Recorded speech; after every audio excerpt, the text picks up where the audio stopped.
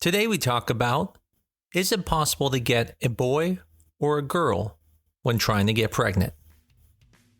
I'm Dr. Mark Amols, and this is Taco Bout Fertility Tuesday.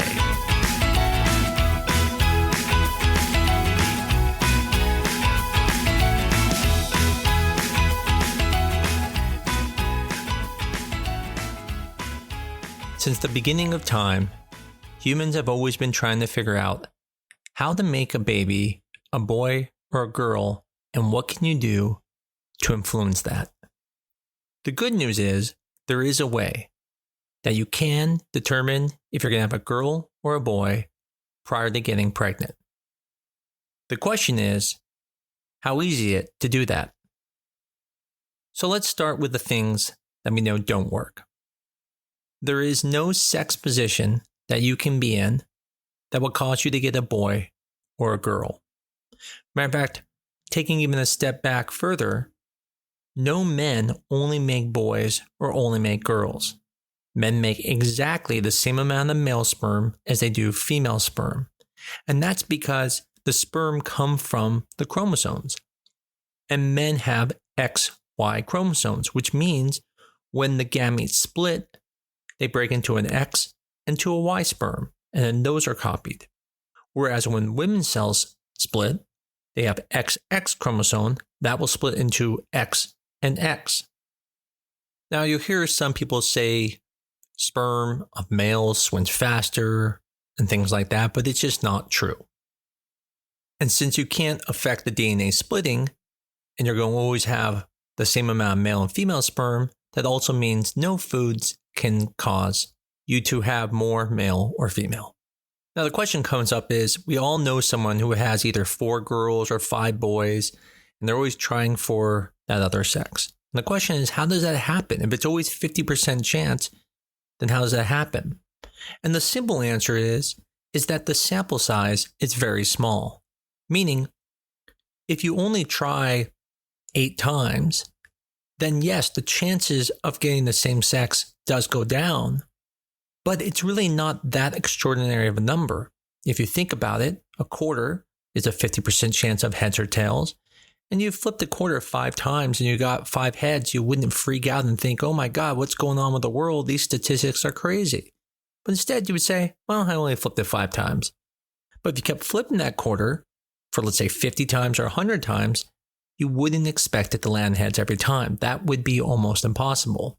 And so one of the reasons why we see things like this is that it's not impossible because the sample size is small. Now, if someone did have, let's say, 20 kids and they were all the same gender, I would be very shocked. But technically, it is possible. So we know position, time of day of having intercourse, or even environmental things such as foods are not going to affect the gender of the pregnancy. But they have tried with other things. And one of those is called sperm sorting. Sperm sorting is a technique where they spin the sperm, and by using gradients, they try to separate the sperm into boys and girls. From a technical standpoint, male sperm are going to be less dense because of the fact that their chromosomes are less than females, because the X chromosome is large and the Y chromosome is small. However, this method, sperm sorting, does not work. People have tried it for a long time, and although it may separate the sperm a tiny bit, it really doesn't give anyone a real chance of having just a boy or just a girl. It may increase your chances a tiny bit, although that hasn't been proven completely. It does not guarantee you a gender. So that takes us really to the only method that truly works, and that is a process called PGT-A, which basically means biopsying an embryo and testing it to find out if it is male or female. PGT-A stands for pre-genetic testing for aneuploidy, and aneuploidy means looking for abnormal chromosomes, but at the same time, we can look at the sex chromosomes and also determine the gender. And the reason why that's important is because it doesn't do you any good to get the gender you want and then have a baby that has something like Down syndrome or trisomy 13 or trisomy 18 or Turner syndrome. So most places, when they're doing gender selection, also called family balancing, is they'll do aneuploidy testing to make sure the embryos are good. Now, as you can imagine, to get these embryos, to biopsy them, you have to have some method to get the embryos. And that's where IVF comes in. In vitro fertilization is needed to extract the eggs from your body, and then we can put them with the sperm and make the babies, and then biopsy the babies to find out what gender they are. Then, prior to putting them back, we can pick the embryo that you want and put that embryo back. And it's highly successful. There have been cases where people have put back embryos and didn't get the gender they want, but that's extremely uncommon.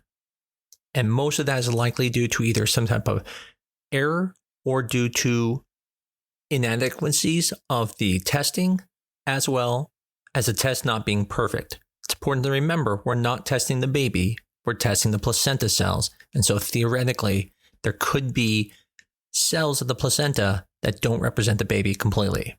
Now, one question that comes up is, can't you test the sperm to find out what type of sperm it is before you put it with the egg? And the problem is, if you try to test the sperm to find out its chromosomes, what you will end up finding out is that you will kill the sperm and then you can't use it. One thing you can be assured of is that people are always looking for methods to help with gender selection. It is probably going to be the most lucrative field in fertility if someone can figure this out. So I can assure you, if there is something that works, you will definitely know about it. This is how I know sperm sorting doesn't work. Because if it did, we would have a line out the door of people wanting to do it because it would be so inexpensive to do and so simple. But the problem is, it doesn't work. And that's why no clinic is relying on it to be able to guarantee genders. Overall, it's important to understand that this is a very common desire that many people have. So don't feel weird because you have that. I know a lot of people feel like they're playing God, and in some ways you are. But I always point out is, if you went and tried a specific position to try to have a gender, then why would someone like God care as much if you use IVF? I mean, if both of the ways we're trying to circumvent God, why would he be upset with one method over the other? And so we've been doing things like that for years and years, and we've never worried. So why should we feel bad now doing something that we can that actually works? In the end, obviously, that's a personal decision that you have to make with your partner. Overall, the thing that you have to take away from this podcast is that there is a way for gender selection. And if you have a family that's unbalanced, it may be a good method for you to balance your family. The only method that works is using IVF to be able to biopsy the embryos, to do PGTA on them to determine the gender. Things like sperm sorting, positions, foods, unfortunately do not work, but there are things coming on the horizon, and hopefully someday we'll have a better method than having to biopsy every embryo to determine which are males and which are females. Hopefully this podcast was helpful to some of you who may be thinking about gender selection and family balancing and have a better idea now of what really is real and what really works. As always, I greatly appreciate everyone who listens to us, and I appreciate the people that you tell. You may have heard, but I'm also doing TikToks, which are smaller sample sizes of some of these discussions that you can see within less than a minute. The handle for that is Amols MD. Well, I look forward to talking to you again next week on Taco Bout Fertility Tuesday.